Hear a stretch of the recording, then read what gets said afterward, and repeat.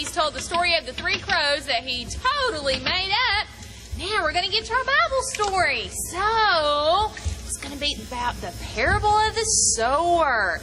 And we're going to see some flowers and weeds. So, let's get ready. So, right now we sure have some pretty days. And pretty days always make me think of spring and summer. And I love those times because we plant flowers and gardens and we watch them grow. And that's the time of year that you plant the seeds and you get your gardens ready. And you know, the Bible talks a lot about planting seed. And Jesus told a story about a man who planted some seed in Matthew 13. And it's called the parable of the sower because planting seeds is what a sower does.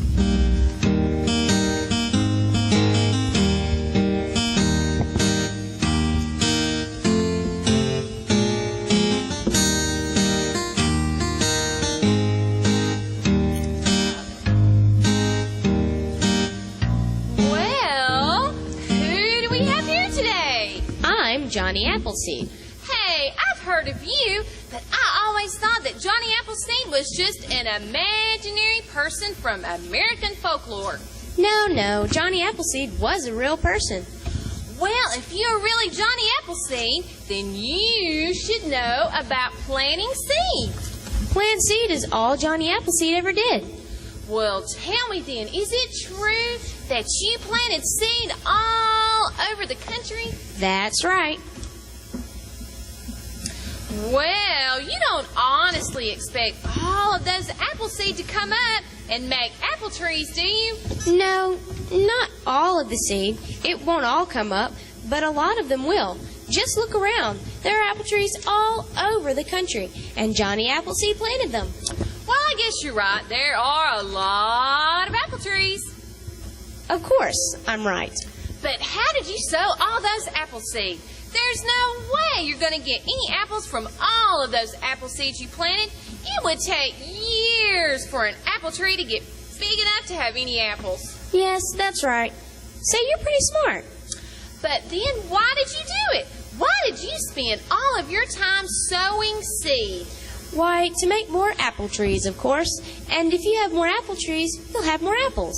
I've got that all right. But what good is it going to do you? You can't eat all of those apples.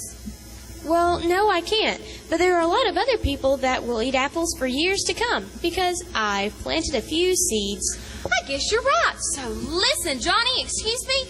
I need to finish telling this story. It's a story from the Bible about planting seed just like you did. Oh, you mean the story Jesus told about the sower in Matthew 13? That's it. One of my favorites. I can imagine why. Well, go on with your story. I need to be on my way. Lots more apple seeds to sow. Well, thanks for stopping by, Mr. Johnny Appleseed. Bye. Bye. All right, here we go. One day, when Jesus was out on the seashore, a great crowd of people began to gather around him. The crowd was so big that Jesus got in a little boat so that he could speak to the whole crowd that was standing on the shore. And Jesus began telling them a parable. And a parable is a story that has some meaning. And one story that Jesus told the people was the parable of the sower. So this is how the story began. There was once a sower who went out to plant some seeds. Now the sower had a garden that he had prepared to plant the seed.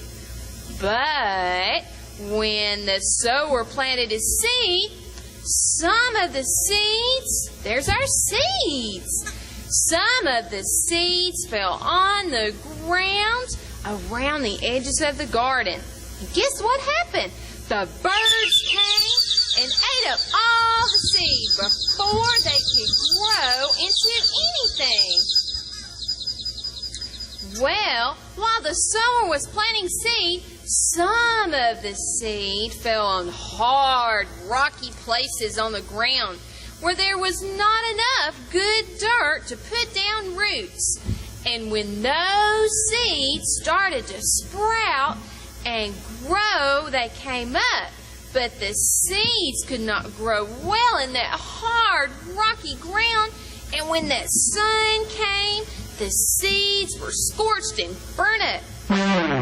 And the seeds withered away in the heat because they had no roots.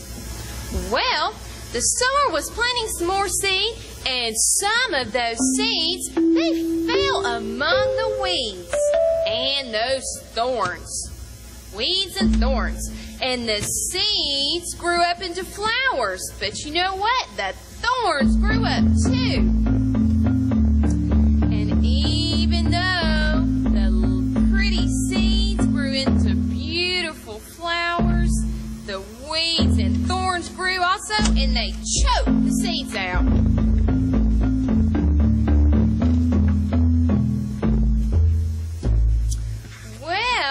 The sower was planting seed, some of the seed fell on good ground. And when that seed sprouted and grew, it flowered and produced more seed. And that seed sprouted and it grew and grew and flowered and produced more seed.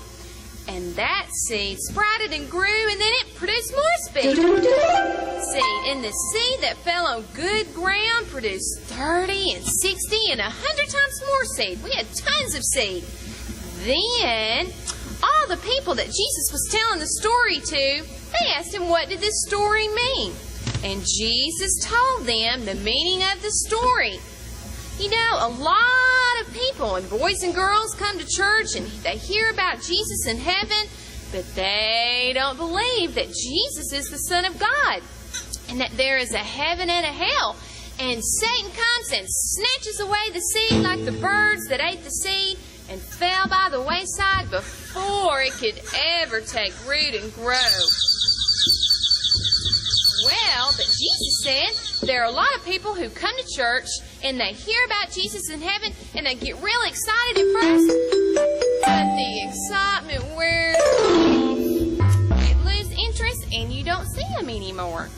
And then Jesus said there are a lot of people who come to church and they hear about Jesus and heaven and they ask Jesus to come into their heart, but there are things that come in their life that hinder them. And like the seed that was choked out by the weeds and thorns, they hear about Jesus, but the cares of the world and everything choke out the word, and they become unfruitful, and they don't produce any more seed. But the last one, there's a lot of people who come to church and they hear about Jesus and heaven, and they ask Jesus to come in their heart, and they are like the seed that falls on good ground. They hear the word and they understand and they tell others about Jesus. And seed are supposed to grow and produce more seed. And the seed of a Christian is another Christian. So, if you tell someone else, you're throwing and growing more seed. And that's the parable of the sower. So, let's see. What kind of seed do you want to be? Do you want to be the seed that falls by the wayside? No. Do you want to be the seed that falls on hard, stony ground? No. How about the seed that falls in the weeds and the thorns? No. But we want to be the seed that falls on good ground and produces more seed for Jesus. So, yes, that's what we want to be. All right.